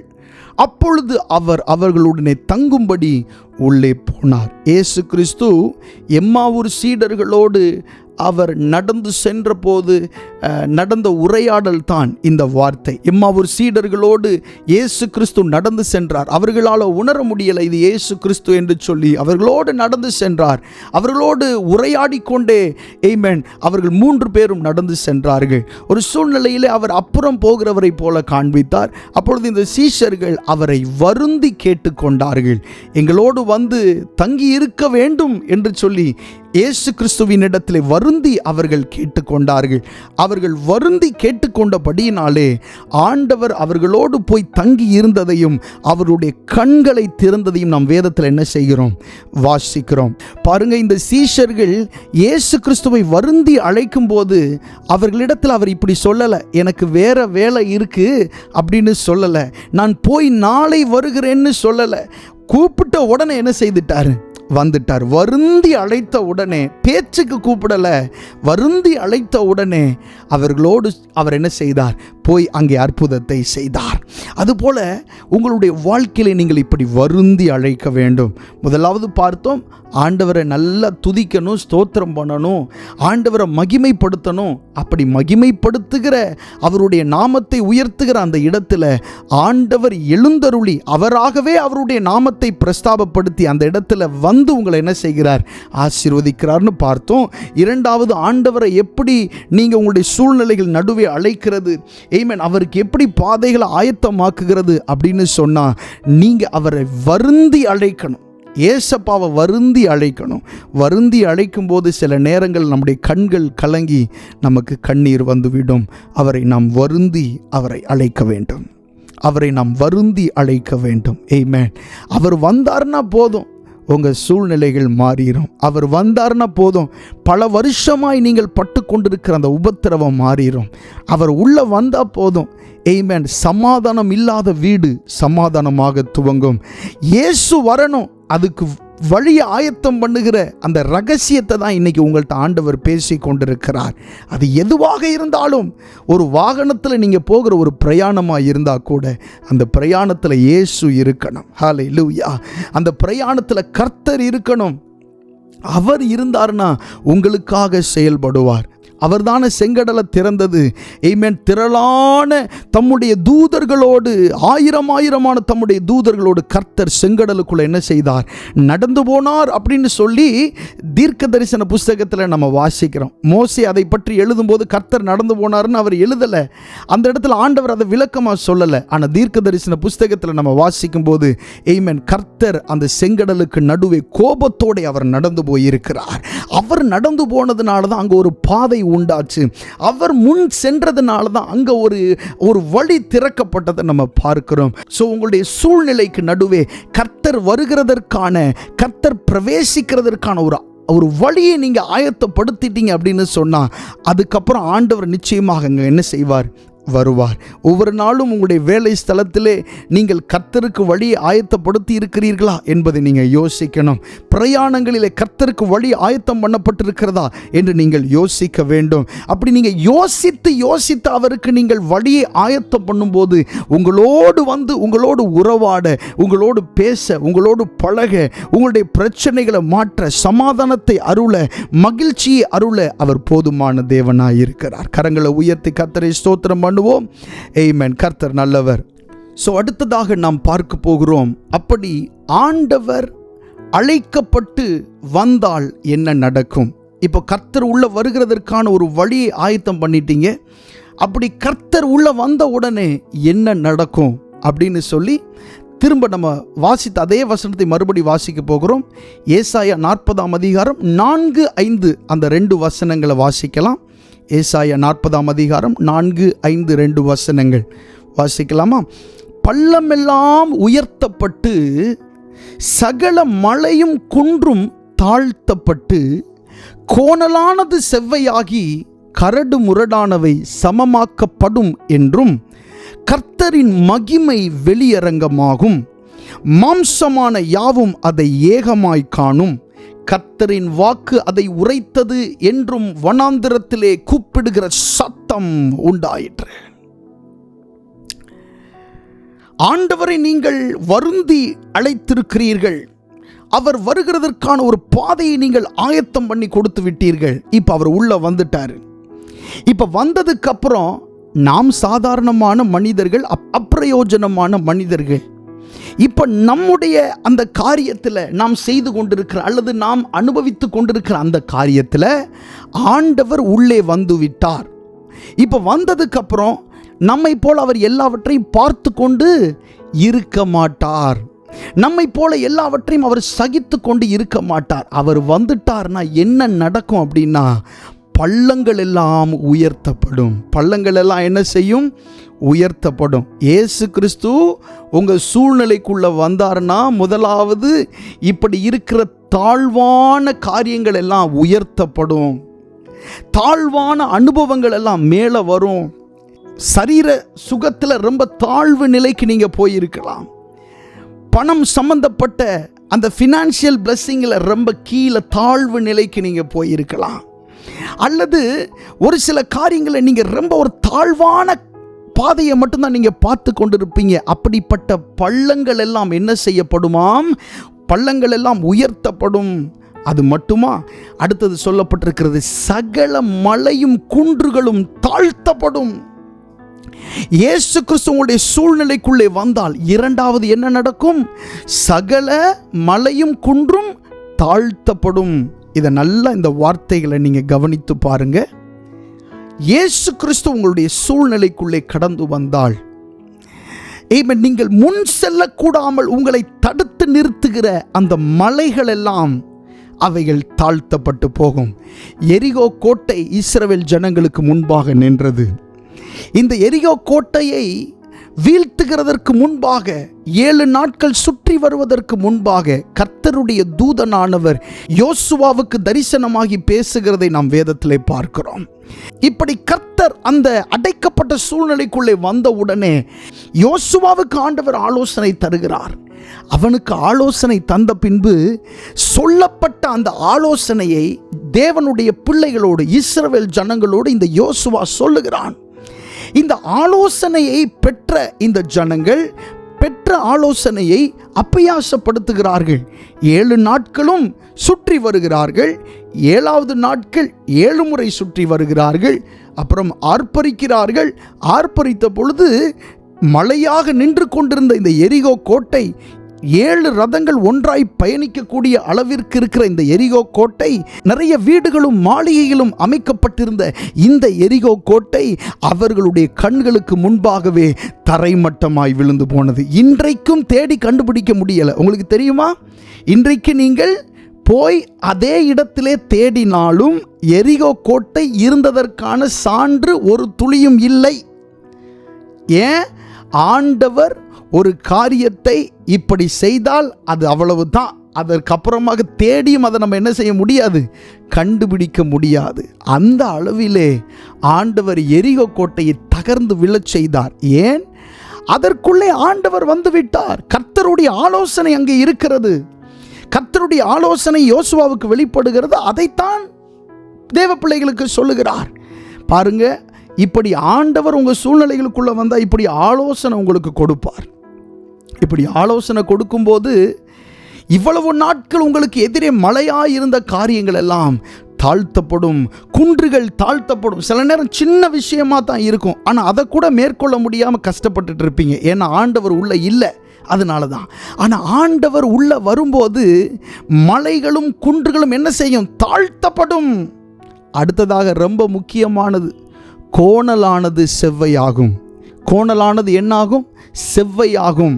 பாருங்க, ஒரு பாதையை நேராக ஓடி கடக்கிறது என்பது மிகவும் எளிது. அதே பாதையை, அதே தூரம்தான், அதே பாதை அதே தூரத்தை பல கோணலான வழிகளின் மூலமாக நீங்கள் போவீர்களே, ஆனால் அந்த பாதை சிறியதானாலும் நீங்கள் அந்த இடத்தை போய் அடைகிறதற்கு ரொம்ப நேரம் என்ன செய்யும்? எடுக்கும். நிறைய நேரங்கள் தாமதித்து கொண்டே இருக்கும். ஆண்டவர் இஸ்ரவேல் ஜனங்களை பார்த்து சொன்னார், நீங்கள் இந்த மலை நாட்டை சுற்றி திரிந்தது போதும் என்று சொன்னார். ஏன்னா இஸ்ரவேல் ஜனங்கள் சுத்தின இடத்தையே மறுபடி சுற்றி வந்தார்கள். பார்த்த இடத்தையே மறுபடி பார்த்து கொண்டிருக்கிறார்கள். ஆண்டவர் சொன்னார், உபாகமத்தில் நம்ம வாசிக்கிறோம், நீங்கள் இந்த மலை நாட்டை சுற்றி திரிந்தது போதும், இன்னும் எவ்வளவு நாட்கள் இந்த பிரச்சனைக்குள்ளே இருப்பீர்கள், எவ்வளவு நாட்கள் இந்த போராட்டத்திற்குள்ளே இருப்பீர்கள், எவ்வளவு நாட்கள் இதே வியாதியின் பாதையில் இருப்பீர்கள், எவ்வளவு நாட்கள் பார்த்த அதே பிரச்சனையை, பார்த்த அதே சத்துருவை மறுபடி சந்தித்துக் கொண்டிருப்பீர்கள். ஆண்டவர் சொல்லுகிறார், போதும் என்று சொல்லுகிறார். இந்த மலை நாட்டை சுற்றித் திரிந்தது போதும். சங்கீதங்களின் புஸ்தகம் 120 சங்கீதத்திலே நாம் வாசிக்கிறோமே, நான் மேசேக்கிலே சஞ்சரித்தது போதும், கேதாரின் கூடாரங்கள் அண்டையிலே குடியிருந்ததும் போதும், சமாதானத்தை பகைக்கிறவர்களிடத்தில் என் ஆத்துமா குடியிருந்ததும் போதும். நான் சமாதானத்தை நாடுகிறேன், அவர்களோ நான் பேசும்போது யுத்தத்துக்கு எத்தனைப்படுகிறார்கள் அப்படின்னு சங்கீத புஸ்தகத்தில் நம்ம என்ன செய்கிறோம், வாசிக்கிறோம். ஸோ இது போல நிறைய கோணலான அனுபவங்களை எல்லாம் நாம் சந்தித்து கொண்டிருக்கிறோம்.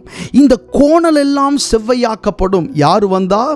இயேசு கிறிஸ்து உள்ள வந்தா, நம்முடைய ஆண்டவர் நம்முடைய சூழ்நிலைகளுக்குள்ள வந்தா, நீங்க வழியை ஆயத்தப்படுத்தி கொடுத்த பின்பு அவர் உள்ள வரும்போது இப்படிப்பட்ட கோணல்கள் எல்லாம் என்ன ஆகுமாம்? செவ்வையாகும். சரியான பாதையில் நீங்க நடக்க ஆரம்பிச்சிருவீங்க. கோணலான வழிகள் அல்ல, தவறான பாதைகள், தவறான புரிதல் எல்லாம் போய் சரியான பாதையில் நீங்க என்ன செய்ய ஆரம்பிச்சிருவீங்க? நடக்க ஆரம்பித்து விடுவீர்கள். ஸோ கர்த்தர் வந்தால் கோணல்கள் செவ்வையாகி கரடு முரடானவை சமமாக்கப்படும். கரடு முரடான அனுபவங்கள் எல்லாம் என்ன செய்யப்படும்? சமமாக்கப்படும். ஒரு நாள் மேலே, இன்னொரு நாள் கீழே. இப்படிப்பட்ட கரடு முரடான அனுபவங்கள், ஒரு சமம் இல்லாத ஒரு அனுபவங்கள் எல்லாம் என்ன செய்யப்படும்? சமமாக்கப்படும் என்று ஆண்டவர் சொல்லுகிறார். பாருங்க, கர்த்தர் உங்களுடைய காரியங்களுக்குள்ளே வந்தால், உங்களுடைய சூழ்நிலைகளுக்குள்ளே வந்தால், அவருக்கு நீங்கள் வழியை ஆயத்தம் பண்ணி கொடுத்தால், பள்ளங்கள் எல்லாம் உயர்த்தப்படும், மலையும் குன்றுகளும் தாழ்த்தப்படும், கோணலானது செவ்வையாகும், கரடு முரடானது என்னாகும்? சமமாகும் என்று ஆண்டவர் சொல்லுகிறார். இது மட்டுமா? 5வது வசனத்தை மறுபடி வாசிக்கலாம். கர்த்தரின் மகிமை வெளியரங்கமாகும், மாம்சமான யாவும் அதை ஏகமாய் காணும், கர்த்தரின் வாக்கு அதை உரைத்தது என்றும் வனாந்திரத்திலே கூப்பிடுகிற சத்தம் உண்டாயிற்று. கர்த்தருடைய மகிமை வெளியரங்கமாகும். கர்த்தர் உள்ள வந்தால் கர்த்தருடைய மகிமை என்ன செய்யும்? வெளியரங்கமாகும். ஆண்டவர் ஒரு காரியத்தில் இருக்கிறாரு அப்படின்னு சொன்னால் அவருடைய அந்த பிரசன்னம் வெளிப்பட்டுக்கிட்டே இருக்கும். அவர் இருக்கிறாருன்னு நம்மளால் உணர முடியும். ஆண்டவர் இந்த பிஸ்னஸ்குள்ளே வந்துட்டாரு, என்னுடைய வீட்டுக்குள்ளே ஆண்டவர் வந்துட்டாரு அப்படின்ற உணர்வு நமக்கு என்ன செய்யும்? வரும். அப்படி அவர் வரும்போது என்ன நடக்கும்னு சொன்னால், அவருடைய மகிமை வெளியரங்கமாகும். கர்த்தருடைய மகிமை என்ன செய்யப்படும்? வெளியரங்கமாகும். மாம்சமான யாவருடைய கண்களும் அதை ஏகமாய் பார்க்கும். ஆண்டவர் உங்களுடைய சூழ்நிலைகளுக்குள்ள வந்தாருன்னா அவருடைய மகிமை வெளிப்படுகிறத நீங்களும் பார்ப்பீங்க, உங்களை சுற்றி இருக்கிறவங்களும் என்ன செய்வாங்க? பார்ப்பாங்க. ஸோ ஆண்டவருக்கு நீங்கள் வழியை ஆயத்தம் பண்ணுகிறது தான் முக்கியமானதே ஒழிய, அவர் உள்ள வந்துட்டார்னா அவர் செய்ய வேண்டிய காரியங்களை தானாய் சரியாய் மிக நேர்த்தியாய் அவர் செய்வார் என்பதிலே எந்த சந்தேகமும் இல்லை. அவருடைய மகிமை வெளியரங்கமாகும். அவருடைய மகிமை வெளியரங்கமாகும் போது அவருடைய நாமம் பிரஸ்தாபப்படுகிறது. இந்த மனுஷனோடு கர்த்தர் இருக்கிறார் அப்படின்னு உங்களுக்கு எதிராக இருக்கிறவர்கள் உணர்ந்து கொள்ளுவார்கள். உங்களுடைய சத்துருக்கள் உணர்ந்து கொள்ளுவார்கள். ஆமென். உங்களுக்கு விரோதமாய் செயல்பட்டு கொண்டிருக்கிற எல்லா விதமான பொல்லாத ஆவிகளும் இந்த மனுஷனோடு கர்த்தர் இருக்கிறார் என்பதை, ஹல்லேலூயா, ஆமென். உங்களுக்கு மேல, உங்களுடைய குடும்பத்தின் மேல போடப்பட்டிருக்கிற வேலி உங்க கண்ணுக்கு தெரியாம இருக்கலாம், ஆனா சத்ருவினுடைய கண்களுக்கு அது நல்லா தெரியும். யோபுவினுடைய புஸ்தகம் 1ஆம் அதிகாரத்தை நம்ம வாசிக்கும் போது, ஆமென், யோபுவின் மேலும் அவனுடைய வீட்டின் மேலும் போடப்பட்டிருந்த அந்த வேலியை யாரு பார்த்த ஆண்டவரிடத்துல சொன்னா? பிசாசுக்கு நன்றாய் தெரியும். ஆமென். நம்மேல் போடப்பட்டிருக்கிற அந்த பாதுகாப்பு வளையத்தை நாம் நிறைய நேரத்தில் அறிந்து ஆண்டவருக்கு நன்றி செலுத்தாமல் இருக்கிறோம். ஆனால் பிசாசு அதை அறிந்திருக்கிறான். ஸோ உங்க கூட ஆண்டவர் இருக்கிறதை உங்களுடைய சத்துருக்கள் என்ன செய்வாங்க? அறிந்து கொள்ளுவார்கள். அவருடைய மகிமை வெளியரங்கமாகும், உள்ளரங்கமாய் அல்ல, அது வெளிப்படும். கர்த்தர் உங்களோடு இருக்கிறார் என்பதை ஜனங்கள் உணர ஆரம்பிப்பார்கள். உங்களுடைய சூழ்நிலை உணர ஆரம்பிக்கும். ஆமென். பல நாட்களாய் இருக்கிற அந்த வியாதியின் படுக்கை மாற ஆரம்பிக்கும். ஆமென். நாளுக்கு நாள் நீங்கள் விருத்தி அடைய துவங்குவீர்கள். கர்த்தர் தாவீதோடு இருந்தார். என்ன நடந்துச்சு? அவன் நாளுக்கு நாள் விருத்தி அடைந்தான். அதே போல சவுலின் குடும்பத்தோட ஆண்டவர் இல்லை. சவுலின் குடும்பம் நாளுக்கு நாள் விருத்தி அடையாமல் அவர்கள் அப்படியே குறைந்து கொண்டே போகிறார்கள் ஒரு பக்கம். ஆனால் கர்த்தர் தாவீதோடு இருந்தபடியினாலே நாளுக்கு நாள் இந்த மனுஷன் விருத்தி அடைகிறவனாய் இருந்தான். ஸோ உங்கள் சூழ்நிலைக்குள்ள கர்த்தர் வந்தாருன்னா அதுவே போதுமானது. ஆண்டவர் எல்லாவற்றையும் மாற்ற அவர் உண்மையுள்ளவராயிருக்கிறார். அப்போ கர்த்தருக்கு நீங்கள் வழியை ஆயத்தப்படுத்தும் போது உங்கள் சூழ்நிலைகள் நடுவே கர்த்தர் என்ன செய்கிறார்? கடந்து வருகிறார். ஆமென். வேதத்தில் ஒரு இடத்துல வாசிக்கிறோம், சத்ருவின் உட்புகுதலும் குடியோடி போகுதலும் இராது அப்படின்னு வாசிக்கிறோம். அப்போ ஆண்டவர் இல்லாத இடத்துல சத்ருவினுடைய உட்புகுதலும் என்ன செய்கிறது? இருக்கிறது. அவன் தான் இந்த கோணலான காரியங்களை விதைக்கிறவன். ஆமென். இந்த தற்பெருமையை நமக்குள்ளே விதைக்கிறவன் யாரு தான்? சத்துரு தான். தேவனை மேன்மைப்படுத்தாதபடி, தேவனை முக்கியப்படுத்தாதபடி இப்படிப்பட்ட கிரியைகளை நமக்குள்ளே விதைக்கிறவன் யார் தான்? சத்துரு தான். அப்படிப்பட்ட அந்த சத்துருவினுடைய உட்புகுதல் எல்லாம் நமக்குள்ளே இருந்து என்ன செய்யப்படும்? வெளியேறும். ஆண்டவர் மகிமைப்படுகிறதற்கு ஏதுவான ஒரு தாழ்மையுள்ள சிந்தை நமக்குள்ளே உண்டாகும். அப்போதான் கர்த்தர் மகிமைப்பட முடியும். அப்போதான் கர்த்தர் நம்முடைய வாழ்க்கையின் மூலமாக உயர்த்தப்பட முடியும். ஆண்டவர் நம்மை தெரிந்து கொண்டதே எதற்கு அப்படின்னு சொன்னா, ஆமென், அவருடைய நாமத்தை மகிமைப்படுத்துவதற்காகவே. ஆண்டவர் நம்மை தெரிந்து கொண்டதின் நோக்கமே அவருடைய நாமத்தை மகிமைப்படுத்துகிறதற்கு என்பதை நாம் நன்றாய் அறிந்து கொள்ள வேண்டும். ஸோ கர்த்தருக்கு நீங்கள் வழியை ஆயத்தப்படுத்தும் போது அவர் உங்களுடைய சூழ்நிலைக்குள்ளே வருகிறார். எப்படிப்பட்ட சூழ்நிலையானாலும் பரவாயில்லை, அந்த சூழ்நிலைக்குள்ள கர்த்தர் வருகிறதற்கு உண்மையுள்ள தேவனாய் இருக்கிறார். ஹல்லேலூயா, ஆமென். அந்த வசனம் 3வது வசனத்தை வாசித்து முடிக்கலாம். கர்த்தருக்கு வழி ஆயத்தப்படுத்துங்கள், அவாந்திர வெளியிலே நம்முடைய தேவனுக்கு பாதையை செவ்வை பண்ணுங்கள். எதுவுமே வாய்ப்பில்லாத இடத்துல ஆண்டவருக்கு நீங்க பாதையை செவ்வைப்படுத்தும் போது ஆண்டவர் கடந்து வந்து அற்புதங்களையும் அடையாளங்களையும் நம்முடைய வாழ்க்கையில செய்கிறதற்கு அவர் உண்மையுள்ள தேவனாயிருக்கிறார். ஆமென். அப்படியே கண்களை மூடி ஜெபம் பண்ணுவோம். ஆண்டவருடைய சமூகத்தில் ஒரு நிமிஷம் நம்ம இப்படி சொல்ல போகிறோம். ஆண்டவரை, நிறைய காரியங்களில் உம்மை வரவழைக்காமல் நானாக செய்திருக்கிறேன். என்னுடைய சொந்த முயற்சியிலே, என்னுடைய சொந்த யோசனைகள்னால நான் செய்திருக்கிறேன். ஆண்டவர், இப்போ அந்த காரியங்களில் எல்லாம் உம்முடைய சித்தம் விளங்கட்டும். என்னுடைய சூழ்நிலைக்குள்ள நீங்க கடந்து வாங்க.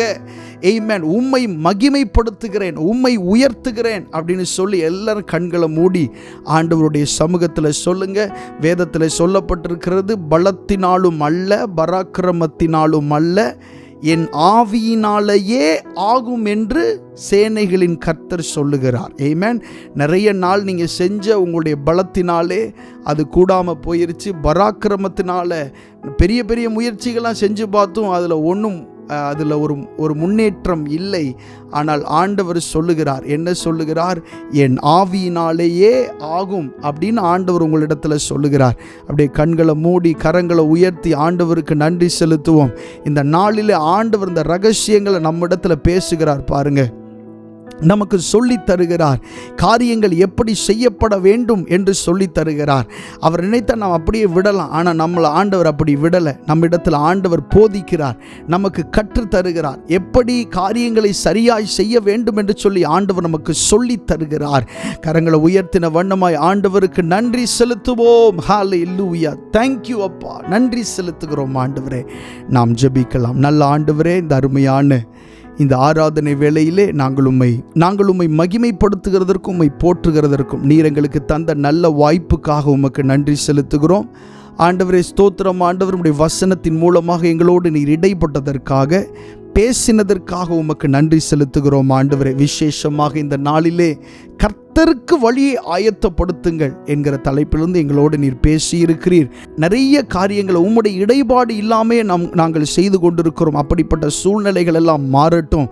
உமக்கு நாங்கள் வழியை ஆயத்தப்படுத்த நீர் அந்த சூழ்நிலைகளுக்குள்ளே கடந்து வருகிறதற்கு ஒரு பாதையை நாங்கள் ஆண்டவரை ஆயத்தப்படுத்த தேவன் எங்களோடு பேசினதற்காக உமக்கு நாங்கள் நன்றி செலுத்துகிறோம். இனிமேல் ஆண்டவரை ஸ்தோத்திரம், எல்லா பள்ளங்கள் உயர்த்தப்படுகிறதற்காக நன்றி. சகல மலையும் குன்றும் தாழ்த்தப்படுகிறதற்காக நன்றி. கோணலான காரியங்கள் செவ்வையாக்கப்படுகிறதற்காக நன்றி. கரடு முரடான சூழ்நிலைகள் சமமாக்கப்படுகிறதற்காக நன்றி ஆண்டவரே. உம்முடைய மகிமை வெளிப்படுகிறதற்காக நன்றி. அதை அநேக கண்கள் காணப்போகிறதற்காக உமக்கு நாங்கள் நன்றி செலுத்துகிறோம் ஆண்டவரே. தந்த இந்த தீர்க்க தரிசனமான வார்த்தைகளுக்காக உமக்கு நன்றி செலுத்துகிறோம் ஆண்டவர். இந்த வார்த்தை கேட்ட ஒவ்வொருவரும் இதை அப்படியே நாங்கள் அப்பியாசப்படுத்த எங்களுக்கு உதவி செய்ய வேண்டுமாய் நாங்கள் ஜெபம் பண்ணுகிறோம் ஆண்டவரே. ஸ்தோத்திரம் ஆண்டவரே. இந்த ஆராதனையில் இணைந்த கலந்து கொண்ட ஒவ்வொரு தேவ பிள்ளைகளையும் ஆசீர்வதிப்பீராக. விசேஷமாக இந்த எல்லை பட்டணத்திற்காக நாங்கள் ஜெபம் பண்ணுகிறோம். இங்கே வாழ்ந்து கொண்டிருக்கிற தமிழ் ஜனங்களுக்காக நன்றி ஆண்டவரே. சிறியோர் முதல் பெரியோர் வரைக்கும் ஆண்டவரே ஒவ்வொருவருக்காக நாங்கள் ஜெபம் பண்ணுகிறோம் ஆண்டவரே. அவர்கள் அனைவரும் ரட்சிக்கப்பட ஆண்டவரே நீர் உதவி செய்யும்படியாக ஜெபிக்கிறோம் ஆண்டவரே.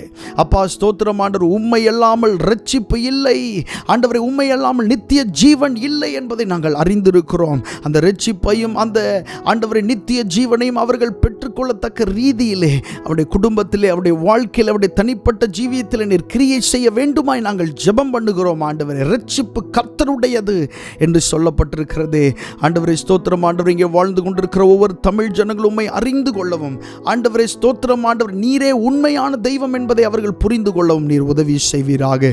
ஒரு விஷயம் கூட இந்த ஆராதனையில் கலந்து கொண்ட ஒவ்வொருவருக்காக ஆண்டவரை ஜெபிக்கிறோம் ஆண்டவரே. ஒவ்வொருவரையும் நிறைவாய் நீர் ஆசீர்வதிப்பீராக. உடைய கிருபையினாலும் இரக்கத்தினாலும் தேவன் ஆண்டவரே ஸ்தோத்திரம் ஒவ்வொருவரையும் மூட வேண்டுமாய் நாங்கள் ஜெபம் பண்ணுகிறோம். ஆசீர்வதியும் பலப்படுத்தும் இயேசுவின் நாமத்தில் கேட்கிறோம் நல்ல பிதாவே. ஆமென் ஆமென். கர்த்தர் உங்களை ஆசீர்வதிப்பாராக. God bless you. Amen.